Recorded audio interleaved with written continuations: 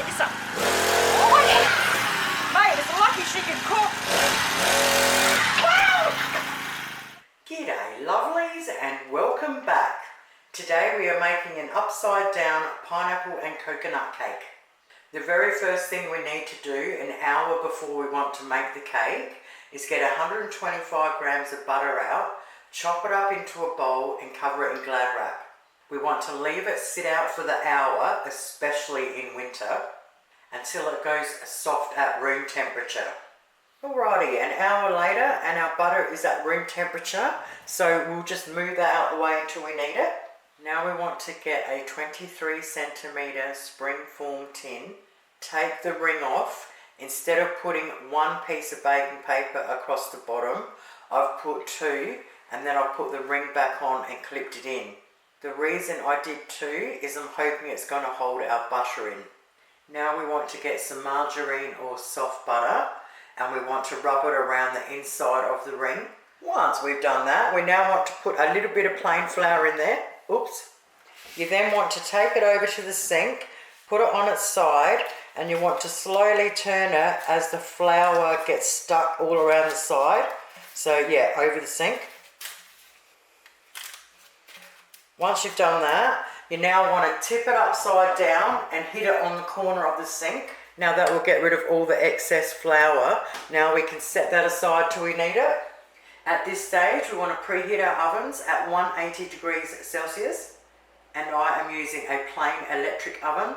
Now for our pineapple top, we need 60 grams of butter in a small saucepan, half a cup of brown sugar, one 440 gram can of pineapple slices, and some glace cherries. First up, put our saucepan on the stove top on a low heat to melt our butter.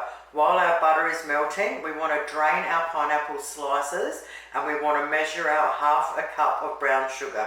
Alrighty, pineapple's draining, got my half a cup of sugar ready, got my glazed cherries ready, got a pastry brush ready in case we need it, butter's melting. Now we want to get our tin and I'm going to put it onto a baking tray just in case it does leak out.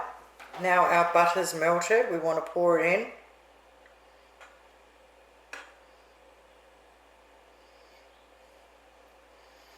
And as you can see, my bench is on an angle. Alright, just brush it right around. Alright, I'm just going to lift it up a little bit just to try and keep it flat for a minute. And now we're going to get our half a cup of sugar, brown sugar, and we're just going to spread it evenly all the way around. Once we've done that, we can now decorate it however we want. Let's see, there's 6 slices. Alright, so I'm going to put some cherries in the middle.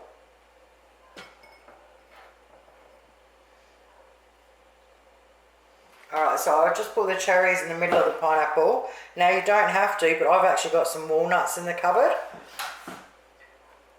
So I thought I might put some walnuts in between them. So now I'm going to put the tray on a bench somewhere while we make the cake and preferably put it on somewhere flat. I'll write the recipe down below the video in the description as always.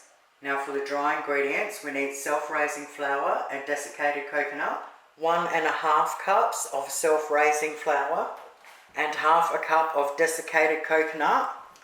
Now we just want to mix those through and then set it aside. Now in a large bowl we have our 125 grams of butter at room temperature. We are now going to need coconut essence, caster sugar and 2 eggs. We need a half a teaspoon of coconut essence or coconut flavour and 1 cup of caster sugar. We now want to get out our electric beater and we want to beat it till smooth. Once we've done that, we just want to scrape our bowl down. Now we want to add our first egg and beat that through, and then we add our second egg and beat that through. Once we've done that, we now want to just clean the sides down again. Now at this stage, we need our flour and coconut mix, 300 gram container of sour cream, and 1/3 of a cup of milk. Now we want to put half of everything in first. So half of our flour mix, half of our 1/3 of the milk, and half the carton of sour cream. Now with a spoon, we want to mix them through first. Once we've done that, our other half of the flour mix, the rest of the milk, and the rest of our sour cream. Now we mix them in really well together. Alrighty, just like that, our cake mix is ready.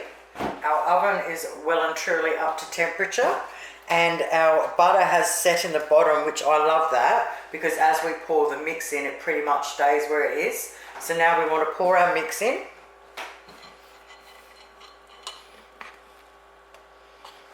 And then we just gently want to spread it out.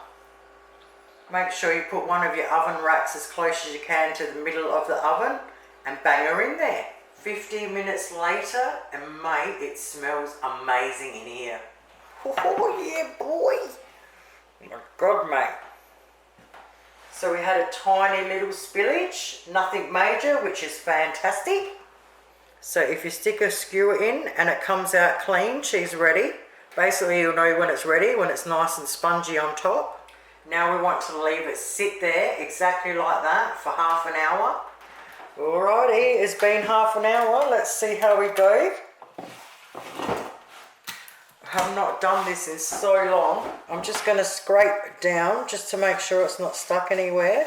So I'm actually scraping along the tin, not the cake. Okay, now we take the ring off. You want to put it on the edge of your chopping board or your bench. Put our plate on. Grab it from underneath and flip, and then make sure you push it into the very center of the plate. Okay, now I'm going to pull the paper down a bit and flip off the bottom. Here we go, lovelies. Oh yeah, boy. Mate, that looks stunning if I don't say so myself. Bring back the good old days. Bring back the dinner parties. Well, I'm absolutely wrapped with that. Now we've just got to leave it sit there forever until it goes completely cold.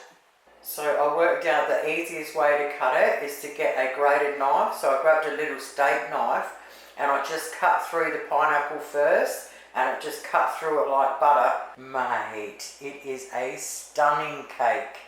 Just as Moorish as I remember it. You have got to give it a crack. Your whole family is going to love it. Now, because the cake has a lot of butter in it, I don't put it in the fridge because it goes really hard. I just wrap it in Glad Wrap and leave it sitting up on the bench somewhere. Thank you all so very much for watching. Have yourselves a great week, and I'll see you next Monday.